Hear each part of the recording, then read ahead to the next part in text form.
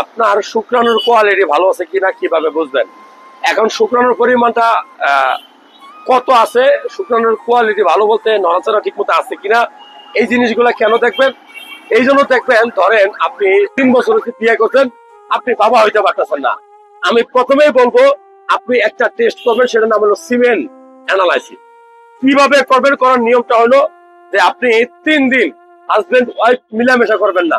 আপনি আপনার যে কোনো নিকটস্থ একটা হসপিটালে যাবেন, গিয়ে আপনি মাস্টারবেশন বা হস্তমৈথুন পদ্ধতির মাধ্যমে আপনি বীর্যটা দিবেন। দেওয়ার পরে আপনার এই টেস্ট করার পরে আপনার সিমেন্ট বা বীর্যের ভালো কোয়ালিটি কিনা খারাপ কোয়ালিটি কিনা আপনি জানতে পারবেন। কিরকম?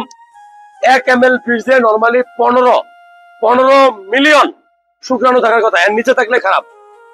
ধরেন আপনার 15 মিলিয়ন আছে, কিন্তু যদি সেটা নড়াচড়া না থাকে, অ্যাক্টিভ মোটাইল না হয়, 40% নড়াচড়া থাকতে হবে, না হলে ওটা খারাপ কোয়ালিটি। তো যারা ভিডিওটা দেখছেন, আমি বলবো যে আপনার শুক্রাণু এই জন্য টেস্ট করবেন যে বাবা হওয়ার জন্য আপনার শুক্রাণুর কোয়ালিটি খুব গুরুত্বপূর্ণ। যদি কোনো কারণে শুক্রাণুর কোয়ালিটি খারাপ হয়, আপনি কি করবেন? 5টা খাবার খাবেন।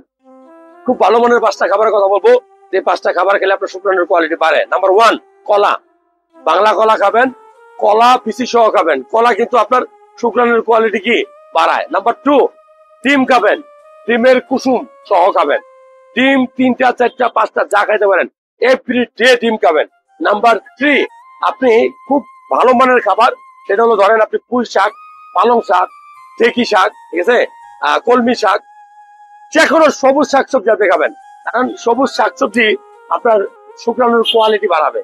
নাম্বার 4, যে কোনো বাদাম, এর মধ্যে স্পেশাল হলো আখরোট, ওয়ালনাট বা কাঠবাদাম। এটা আপনি পানিতে ভিজে রেখে প্রত্যেকদিনই 50 থেকে 70 গ্রাম পর্যন্ত বাদাম আপনি খেতে পারবেন। নাম্বার 5 যেটা খাবেন, সবচেয়ে গুরুত্বপূর্ণ, সেটা হলো যে আপনি আগের দিন ছোলা বুট ভিজায় রাখবেন, সকালবেলা ঘুম থেকে উঠে 1 মুঠ ছোলা খাবেন। আশা করি আপনার বীর্যের কোয়ালিটি ধীরে ধীরে বাড়তে থাকবে। তো যারা ভিডিওটা দেখলেন, যদি ভালো লাগে শেয়ার করবেন।